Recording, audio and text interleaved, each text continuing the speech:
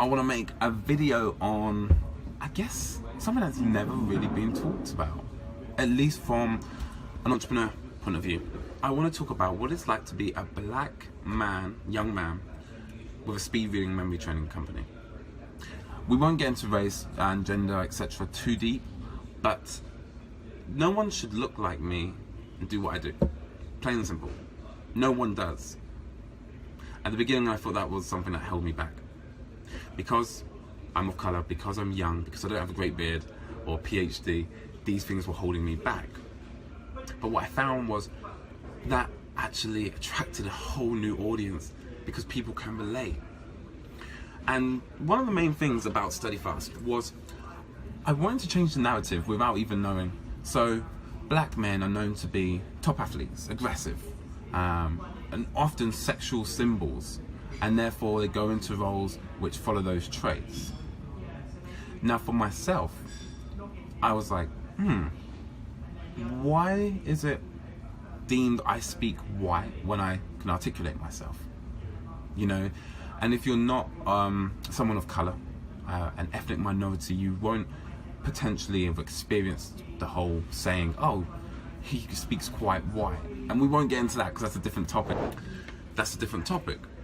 However, what I want to get at is there's this stereotype that if you're a person of colour, a black guy, we'll just go with that because of course I can relate, that you shouldn't sound posh and you shouldn't be necessarily into reading, you know, and memory training. And what I wanted to show was to a young Jordan. I remember someone said to me, Jordan, keep doing what you're doing because you're going to inspire another young Jordan. The idea that it is okay to be into your education. It is okay to be the first one to put your hand up in the classroom. It's okay to make the mistake. It's okay to show people that you are putting in the work. And if you announce to everyone, hey, I'm going to do this, and it doesn't come off, it's not the end of the world. It's being vulnerable. So I'm trying to change that narrative to say, look, I'm a black man. I'm a top athlete. I think I'm fairly cool. And there's nothing uncool about being grammatically correct, about wanting to learn something new every day, about how to improve the way you speak and communicate with others. You can still be cool and an athlete and all these other things, you know, multi-dimensionality. I talk about it on my Instagram all the time, that I'm not just an entrepreneur, I'm an athlete. I'm learning Spanish, I do martial arts, I have a social life, and I'm not scared to show parts of that as well.